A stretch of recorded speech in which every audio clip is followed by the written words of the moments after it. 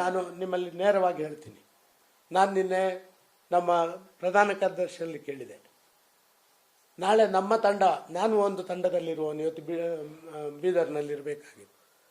ಈಗ ಒಂದು ತಂಡವನ್ನು ಹೋಗಿದೆ, ಎಲ್ಲವನ್ನು ಮಾಡಿದೆ, ಅದೇ ಜಾಗಕ್ಕೆ ಅದೇ ಪಾರ್ಟಿಯ ಇನ್ನೊಂದು ತಂಡ ಹೋದರೆ ಮುಖಭಂಗ ಆಗೋದಿಲ್ವ? ಏನು ಮಾಡಬೇಕು ನೀವು ಹೇಳಿ ಅಂತ ಹೇಳಿದರೆ ಯಾವುದೇ ಉತ್ತರಗಳು ನನಗೆ ಬರಲಿಲ್ಲ. ಬೇಸರ ಇದು. ಆದರೆ ನಾನು ತೀರ್ಮಾನ ಮಾಡಿದೆ, ಒಂದು ತಂಡ ಹೋಗಿ ಎಲ್ಲವನ್ನು ಮಾಡಿದ ಮೇಲೆ ಅದಕ್ಕಿಂತ ಎಷ್ಟೇ ಮೆಚ್ಯೂರ್ಡ್ ತಂಡ ಅಥವಾ ಇಂಟಲೆಕ್ಚುವಲ್ ತಂಡ ಇನ್ನೊಂದು ಹೋದರೂ ಕೂಡ ಅದರ ಪರಿಣಾಮ ಅಡ್ವರ್ಸ್ ಆಗುತ್ತೆ ಹೊರತು ನಮ್ಮ ಪಾರ್ಟಿ ಮೇಲೆ ಅದರ ಪರಿಣಾಮ ಚೆನ್ನಾಗಿ ಆಗೋದಿಲ್ಲ ಅಂತ ಹೇಳುವಂತ. ಈ ಶಕ್ತಿ ಪ್ರದರ್ಶನ ಆಗ್ತಾ ಇದೆಯಾ ಅಂತ, ಯಾಕಂದ್ರೆ ಯತ್ನಾಳ್ ಆರಂಭ ಮಾಡಿದ್ರು, ಅದನ್ನ ಮುಂದುವರಿಸುವಂತ ಕೆಲಸವನ್ನ ರೇಣುಕಾಚಾರ್ಯ ಯಡಿಯೂರಪ್ಪ ಸಭೆ ಮಾಡಿದ್ರು. ಸೊ ನಾನ್ ಮೇಲೋ ನೀನ್ ಮೇಲೋ ಹೊಡೆದಾಡ್ತೇವೆ ಅಂತ ಇಲ್ಲ, ನೀವು ಹೇಳಿದ ಸರಿ ಇದೆ. ನೋಡಿ, ಯತ್ನಾಳ್ ಮಾಡಿರುವಂಥದ್ದು ಇಡೀ ಲೋಕಕ್ಕೆ ಗೊತ್ತಿರುವಂಥದ್ದು. ಇದನ್ನು ನಾವು ಏನು ಮುಚ್ಚಿ ಮಾಡಬೇಕಾಗಿಲ್ಲ. ಆದರೆ ಅವರಿಗೆ ಸವಾಲು ಹಾಕುವ ಕೆಲಸಗಳಿಗಾಗಿ ಇನ್ನೊಂದು ತಂಡದ ನಿರ್ಮಾಣ ಅದು ಸರಿಯಲ್ಲ. ಅದೇ ಅಂದರೆ ಒಂದು ಫೈಟ್ ಮಾಡಲಿಕ್ಕೆ ಇನ್ನೂ ಜೋರಾಗಲಿ ಅಂತ ಹೇಳೋದಕ್ಕೆ ಒಂದು ತಂಡದ ರಚನೆ ಮಾಡಿದಂಗೆ ಆಗುತ್ತೆ. ಅದರ ಬದಲು ಅಷ್ಟು ಜನರು ಕೂಡ ಡೆಲ್ಲಿಗೆ ಹೋಗ್ತಿದ್ರೆ, ಇಲ್ಲಿ ಯಾವುದೋ ಮಾಧ್ಯಮಕ್ಕೆ ಮತ್ತೊಂದಕ್ಕೆ ಹೋಗೋದು ಬದಲು ಡೆಲ್ಲಿಗೆ ಹೋಗ್ತಿದ್ರೆ ಅವ್ರಿಗೆ ಇನ್ನಷ್ಟು ಗೌರವ ಬರ್ತಿದೆ. ನೋಡಿ, ಅವರೆಲ್ಲ ಬೀದಿಯಲ್ಲಿ ಹೋಗ್ತಾ ಇದ್ದಾರೆ, ಮತ್ತೊಂದು ಮಾಡ್ತಾ ಇದ್ದಾರೆ. ನಾವು ಬೀದಿಗೆ ಹೋಗಲ್ಲ, ನಮ್ಮ ಪಾರ್ಟಿದನ್ನು ತಗೊಂಡು ಹೋಗಲ್ಲ, ನಾವು ನಿಮ್ಮಲ್ಲಿಗೆ ಬಂದಿದ್ದೇವೆ, ನೀವೇ ನಮ್ಮ ಅಲ್ಟಿಮೇಟ್, ಆದ ಕಾರಣ ನಿಮ್ಮಲ್ಲಿಗೆ ಬಂದಿದ್ದೇವೆ. ಇದರ ಬದಲು ತೊಡೆ ತಟ್ಟಿ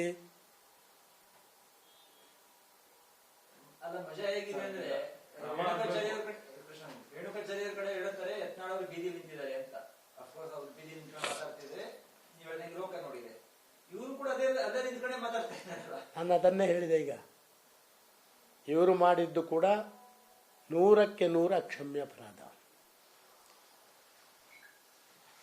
ಹಾಗಾದ್ರೆ ಹೈಕಮಾಂಡಿನ ಅಗತ್ಯವೇ ಇಲ್ಲಲ್ಲ, ಬಲ ಪ್ರದರ್ಶನ ಇಲ್ಲೇ ಮಾಡ್ಬೋದಲ್ಲ.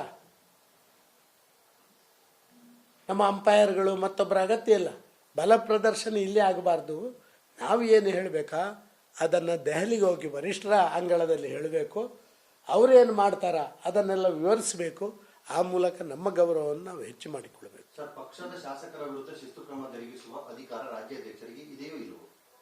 ಸರ್, ರಾಜ್ಯಾಧ್ಯಕ್ಷರಿಗೆ ಇಲ್ಲ, ಸೆಂಟ್ರಲ್ ಪಾರ್ಲಿಮೆಂಟರಿ ಬೋರ್ಡಿಗೆ ಇರೋದು. ಆದರೆ ಅದರ ಬೇಸೆಲ್ಲ ಸೆಟ್ ಮಾಡೋ ಫೌಂಡೇಶನ್ ಹಾಕುವಂಥದ್ದು, ಅವರ ಇಲ್ಲಿ ಅಶಿಸ್ತಿನ ಬಗ್ಗೆ ಎಲ್ಲ ಮಾಹಿತಿ ಸಂಗ್ರಹ ಮಾಡಿ ಇಲ್ಲಿಯ ಕೋರ್ ಕಮಿಟಿಯಲ್ಲಿ ಮಂಡನೆ ಮಾಡಿ ಕೋರ್ ಕಮಿಟಿಯಲ್ಲಿ ಇದನ್ನು ಶಿಫಾರಸು ಮಾಡಲಿಕ್ಕೆ ರೆಫರ್ ಮಾಡುವಂಥ ಅಧಿಕಾರ ನಮಗಿದೆ. ಈ ಕಾರ್ಯ ಮಾಡುವಲ್ಲಿ ರಾಜ್ಯಾಧ್ಯಕ್ಷರು ಎಡವಿದ್ದಾರೆ ಅಂತ ಭಿನ್ನಮತೀಯರು ಹೇಳ್ತಿರೋದು ನಿಜವಾ ಸರ್? ಇಷ್ಟ ತನಕ ಮಾಡಿಲ್ಲ. ನಮ್ಮ ರಾಜ್ಯದ ವತಿಯಿಂದ ಕೇಂದ್ರದವರಿಗೆ ಅವರ ಮೇಲೆ ಆ್ಯಕ್ಷನ್ ತಗೊಳ್ಳಿ ಅಂತ ಹೇಳಿ ನನ್ನಂತವ ಹೋಗಿ ಹೇಳಿದ್ದಾನೆ ಹೊರತು ಅಧಿಕೃತವಾಗಿ ದಾಖಲೆಗಳ ಮುಖಾಂತರ ಅಥವಾ ಕೋರ್ ಕಮಿಟಿಯಲ್ಲಿ ಚರ್ಚೆ ಮಾಡಿ ರೆಸೊಲ್ಯೂಷನ್ ಮಾಡಿ ಕಳಿಸುವಂಥ ಯಾವುದೇ ಕೆಲಸಗಳು, ಯಾವುದೇ ಇನಿಷಿಯೇಷನ್ ಕೂಡ ಆಗಲಿಲ್ಲ. ತುಂಬ ಜನ ಕೋರ್ ಕಮಿಟಿಯವರು ಯಾರ ಸುದ್ದಿ ಬೇಡ ಅಂತ ಹೇಳುವಂಥ ಮಾತನ್ನು ಹೇಳಿದ್ದಾರೆ. ಇದೆಲ್ಲ ಅಶಿಸ್ತಿಗೆ ಒಂದು ರೀತಿಯಲ್ಲಿ ಪರೋಕ್ಷವಾದಂಥ ಪ್ರೇರಣೆಗಳಾಗಿವೆ. ಯಾಕೆ ಅಂತ ಹೇಳಿದರೆ ಪ್ರತಿಯೊಬ್ಬ ಕೂಡ ಬರುವಾಗ ನನ್ನ ಹಿಂದೆ 10 ಜನ ಇದ್ರೇನೆ ನಾನು ಲೀಡರ್ ಅಂತ ತಿಳ್ಕೊಂಡಿದ್ದಾನೆ. ಪ್ರತಿಯೊಬ್ಬ ಕೂಡ ನನ್ನ ಮೇಲೆ ಪ್ರೀತಿ ಇರುವಂಥ 100 ಜನ ಕೆಳಗಡೆ ಇದ್ದಾರೆ ಅಂತ ತಿಳ್ಕೊಳ್ಳುವಂಥದ್ದು ಕಡಿಮೆ ಆಗ್ತಾ ಇದೆ ಇವತ್ತು.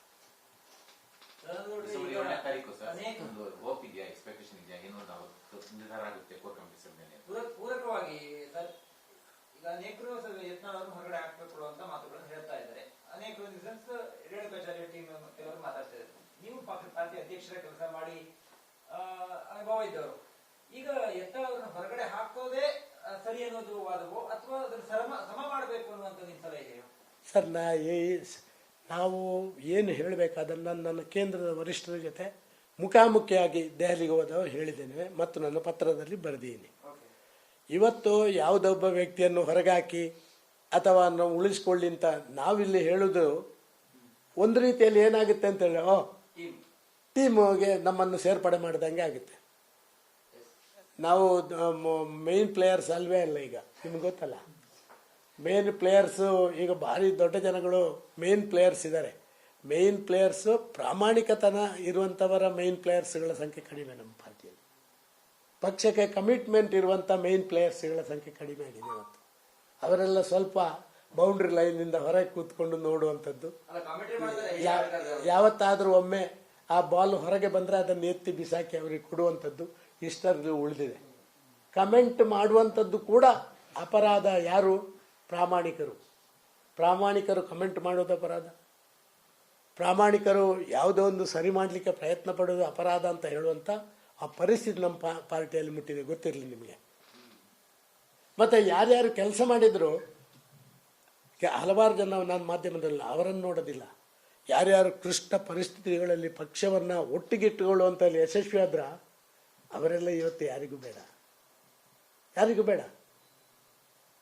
ಸಲಹೆಗಳು ನನ್ನಲ್ಲಿ ಸಲಹೆ ಇದೆ. ಯಾಕೆ ಸಲಹೆ ಇದೆ ಅಂತ ಹೇಳಿದರೆ ಆ ಹೇಳುವಂಥ ಧೈರ್ಯ ನನಗಿದೆ.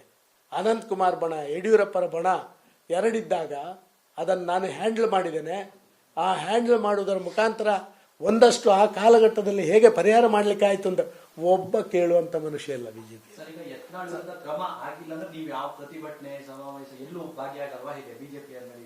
ಸರ್, ನೀವು ಹೇಳುವುದೇ ಉಲ್ಟಾಯ್ತಲ್ಲ. ಈಗ ಪರೋಕ್ಷವಾಗಿ ಸದಾನಂದ ಗೌಡರು ಅವರ ಮೇಲೆ ಆ್ಯಕ್ಷನ್ ಇದು ಪ್ರಶ್ನೆಯೇ ಅಲ್ಲ.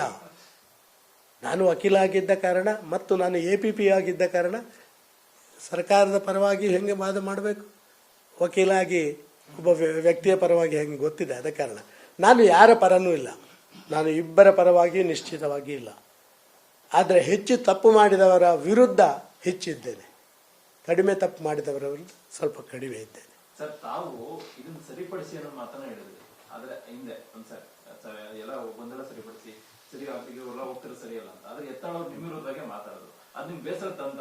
ಇಲ್ಲ ಸರ್, ಹಲವಾರು ಜನ ಮಾತಾಡೋದನ್ನ ನಾನು ಕೇಳ್ಕೊಂಡಿದ್ದೇನೆ ಸರ್. ನಾನೇ ಯತ್ನಾಳನ್ನ ಹೊರಗೆ ಹಾಕಿದವ ನಾನು, ರೇಣುಕಾಚಾರ್ಯನ ಹೊರಗೆ ಹಾಕಿದವ ನಾನು. ಆದ ಕಾರಣ ಅವರಿಬ್ಬರು ನನ್ನ ಬಗ್ಗೆ ಏನಾದ್ರು ಮಾತಾಡಿದ್ರೆ ನಾನು ಯಾಕೆ ಬೇಜಾರು ಪಟ್ಕೊಳ್ಬೇಕು? ಆ ಮನಸ್ಸಲ್ಲೇ ಅವ್ರದ್ದಿದ್ದೇ ಇರ್ತದೆ, ಸದಾನಂದ ಗೌಡರು ಒಂದು ಕಾಲದಲ್ಲಿ ನಮ್ಮನ್ನು ಹೊರಗೆ ಹಾಕಿದ್ದಾರೆ ಅಂತ. ಆದ ಕಾರಣ ಅದಕ್ಕೆ ಯಾಕೆ ಬೇಜಾರು ಪಟ್ಕೊಳ್ಬೇಕು? ಪರಿಸ್ಥಿತಿಯಲ್ಲಿ ಹೇಳಿದಿರ ಸರ್, ಈ ರೀತಿ ಮಾಡ್ತಿರುವಂತವ್ರು ನನ್ನ ಮಾಡುವಂತ ನಿರ್ಧಾರವನ್ನು ಈಗ ಮಾಡ್ಬೇಕು ಅಂತ ಅನ್ಸುತ್ತೆ ಸರ್. ನನಗೆ ಅನಿಸಿ ಪ್ರಯೋಜನ ಇಲ್ಲ ಸರ್. ನಾನು ಅದನ್ನು ಎಲ್ಲಿ ಹೇಳಬೇಕೋ ಹೇಳಿದ್ದೀನಿ, ಹೇಳಿ ಬಂದಿದ್ದೀನಿ. ನಿಮಗೆಲ್ಲ ಗೊತ್ತಿದೆ. 4 ದಿನ ಇದ್ದ ಡೆಲ್ಲಿಯಲ್ಲಿ ಪ್ರಧಾನಮಂತ್ರಿಯವರ ಜೊತೆ 12 ನಿಮಿಷಗಳ ಕಾಲ ಪ್ರಧಾನಮಂತ್ರಿ ಅವಕಾಶ ಕೊಟ್ಟರು. ನನ್ನ ಪುಣ್ಯ ಅದು. ನಾನು ಮಿನಿಸ್ಟರ್ ಇದ್ದಾಗ ಕೂಡ ಅಷ್ಟು ಸುದೀರ್ಘವಾಗಿ ಮಾತಾಡಲಿಲ್ಲ. ನಾನು ಮಾತಾಡಿದ್ದೀನಿ ಎಲ್ಲ. ನಿಮ್ದು ಫೈನಲ್, ಬಾಕಿ ಡಿಸೆಂಬರ್ 7ನೇ ತಾರೀಕು ಇನ್ನೊಂದು ಆಗುತ್ತೆ, ಅವತ್ತು ಡಿಸೈಡ್ ಆಗುತ್ತೆ ಕೋರ್ ಕಮಿಟಿ ಸಭೆಯಲ್ಲಿ ಅಂತ ಹೇಳ್ತಾರೆ. ಇವರು ವಿಜೇಂದ್ರ ಅವರು ಕೂಡ ಇವತ್ತು ನಿನ್ನೆನೂ ಅದೇ ಮಾತಾಡೋದು, ಏನೇ ಚರ್ಚೆ ಆದರೂ ಡಿಸೆಂಬರ್ 7ನೇ ತಾರೀಕು ಚರ್ಚೆ ಆಗುತ್ತೆ ಅಂತ. ನೀವು ನಿನ್ನೆ ಅದೇ ಮಾತಾಡಿದ್ರಿ. ಡಿಸೆಂಬರ್ 7ನೇ ತಾರೀಕು ಏನ್ ಚರ್ಚೆ ಆಗುತ್ತೆ, ನೀವೇನು ಹೇಳಲಿಕ್ಕೆ ಬಯಸಿದ್ದೀರಾ?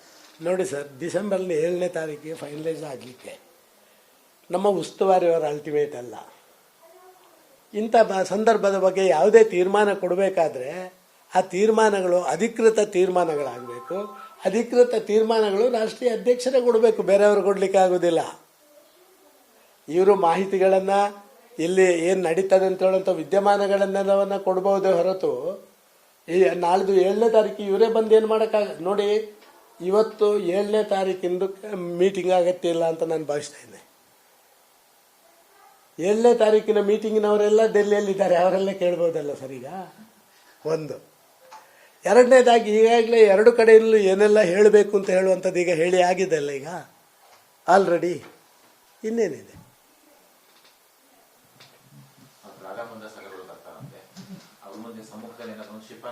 ಸರ್, ನಾವು ಎಲ್ಲಿ ಎಲ್ಲ ಶಂಕ ಊದಬೇಕಾ ಅಲ್ಲೆಲ್ಲ ಶಂಕ ಊದ್ತೀವಿ, ಅದರಲ್ಲಿ 2 ಮಾತಿಲ್ಲ ಸರ್. ನಾವು ಈಗ ಕೊಚ್ಚೆಯಲ್ಲಿ ಬಿದ್ದಿದ್ದೀವಿ ಸರ್. ಇನ್ನು ನೀವು ನನ್ನಲ್ಲಿ ಪ್ರಶ್ನೆ ಕೇಳಿದರೆ ಎಲ್ಲಿ ಬೆನ್ನಲ್ಲಿ ಕೊಚ್ಚೆ ಆಗಿದೆಯೋ, ಕಾಲಲ್ಲಿ ಕೊಚ್ಚೆಯಲ್ಲೇ ಬಿದ್ದಿದ್ದೀವಿ, ನಾವು ಹೊರಳಾಡ್ತಾ ಇದ್ದೀವಿ. ಆದ ಕಾರಣ ಅದನ್ನು ಮತ್ತೆ ವಿಶ್ಲೇಷಣೆ ಮಾಡುವಂಥ ಅಗತ್ಯ ಇಲ್ಲ. ಇವತ್ತು ಪ್ರತಿಪಕ್ಷ ನಾಯಕ ಅಶೋಕ್ ಅವರು ದಿಢೀರಾಗಿ ಹೋಗಿದ್ದಾರೆ ಸರ್, ಪ್ರವಾಸ ಮಾಡಬೇಕಾಗಿತ್ತು. ಗೊತ್ತಿಲ್ಲ, ಅವರೆಲ್ಲ ನಿಮ್ಮ ಭಾರಿ ಮಿತ್ರರು, ಮಾಧ್ಯಮದ ಭಾರಿ ಮಿತ್ರರು. ದಿನನಿತ್ಯ ಅಶೋಕರನ್ನು ನೀವು ಒಮ್ಮೆ ಭೇಟಿ ಮಾಡದಿದ್ದರೆ ಅಲ್ಲಲ್ಲ, ನಾವು ಅಶೋಕರು ನಿಮ್ಮನ್ನು ದಿನಕ್ಕೊಮ್ಮೆ ಭೇಟಿ ಮಾಡಿದರೆ ನಿಮಗೂ ಸಮಾಧಾನ ಇಲ್ಲ, ಅವರಿಗೂ ಸಮಾಧಾನ ಇಲ್ಲ. ನಿಜ, ಅಶೋಕರ ಜೊತೆ ನಾನು ಮಾತಾಡಿದ್ದೀನಿ. ಅವರು ಡೆಲ್ಲಿಗೆ ಹೋಗ್ತಾರೆ ಅಂತ ನನಗೆ ಗೊತ್ತಿಲ್ಲ. ನೀನು ಅಶೋಕರ ಜೊತೆ ಎಲ್ಲವನ್ನು ಮಾತಾಡಿದ್ದೀನಿ. ಅವರು ಕೂಡ ಸ್ವಲ್ಪ ಸಹಮತ ವ್ಯಕ್ತಪಡಿಸಿದ್ದಾರೆ. ಸರಿ ಇದೆ ನಾವೆಲ್ಲ ಮಾತಾಡುವಂಥದ್ದು ಅಂತ ಹೇಳುವಂಥ ಮಾತನ್ನು ಅಶೋಕ್ ಅವರು ಹೇಳಿದ್ದಾರೆ.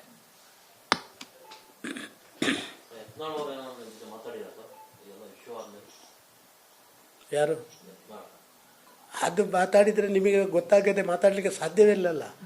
ಯತ್ನಾಳ್ ಮಾಧ್ಯಮಕ್ಕೆ ಹೇಳಿಯೇ ಬೇರೆಯವರ ಜೊತೆ ಮಾತಾಡೋದಲ್ವಾ.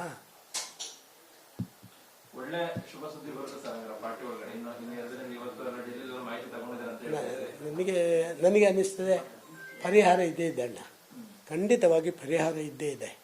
ಆದರೆ ಒಂದಷ್ಟು ಜನ ಸ್ವಲ್ಪ ತಾಳ್ಮೆಯಲ್ಲಿರಬೇಕಾದಂಥ ಅವಶ್ಯಕತೆ ಇದೆ.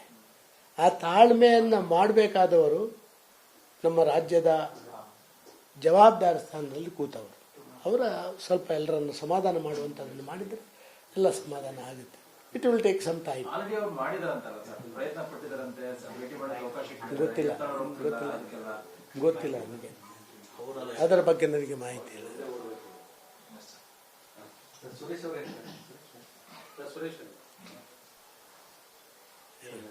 ಸಿಂಗಲ್ ಚಿಟ್ ಚಾಟ್ ಕೊಟ್ರ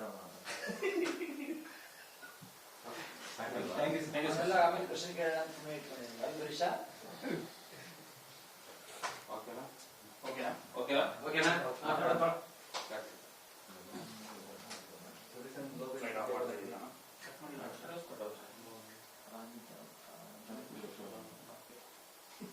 ಅಲ್ಲ, ನಾನು ರಾಷ್ಟ್ರೀಯ ನಾಯಕರು, ನಮ್ಮ ಅಧ್ಯಕ್ಷ, ವಿರೋಧ ಪಕ್ಷದ ನಾಯಕರು ಇವರನ್ನೆಲ್ಲ ಆಯ್ಕೆ ಮಾಡಿ ನಮಗೆ ಕೊಟ್ಟಿದ್ದಾರೆ. ಕೆಲಸಗಳು ನಡೀತದೆ. ಇನ್ನೂ ಒಳ್ಳೇದೇನಾರು ಆಗ್ತದೆ ಅಂತ ಹೇಳಿದರೆ ಪಾರ್ಟಿಯೇತರ ದೃಷ್ಟಿಯಿಂದ ಏನು ಬೇಕಾದ್ರೂ ಮಾಡಿ ಅಂತ ನಾನು ಹೇಳ್ತಾ ಇರುವಂಥದ್ದು. ಈಗಾಗಲೇ ನಮ್ಮ ಅಧ್ಯಕ್ಷರ ನೇಮಕ ರಾಷ್ಟ್ರೀಯ ನಾಯಕರಿಂದಾಗಿದೆ. ಆದ ಕಾರಣ ಅವರೇ ನಮ್ಮ ಅಧ್ಯಕ್ಷರು. ವಿರೋಧ ಪಕ್ಷದ ನಾಯಕರು, ನಮ್ಮ ಕೇಂದ್ರದ ವರಿಷ್ಠರು ಎಲ್ಲವನ್ನ ನಾಳೆ ತೂಗಿ ಮಾಡಿದ್ದಾರೆ. ಆದ ಕಾರಣ ಅವರೇ ನಾಯಕರು. ಅವರ ಬಗ್ಗೆ ನಿಮಗೇನಾದ್ರು ಹೇಳಲಿಕ್ಕಿದ್ರೆ ನೀವು ಮಾಧ್ಯಮಕ್ಕೆ ಹೇಳೋದಲ್ಲ. ಅವರ ಬಗ್ಗೆ ನಿಮಗೇನಾದ್ರು ಹೇಳಲಿಕ್ಕಿದ್ರೆ ಅವರ ಜೊತೆನೇ ಹೇಳಬೇಕು ಡೆಲ್ಲಿಗೆ ಹೋಗಿ.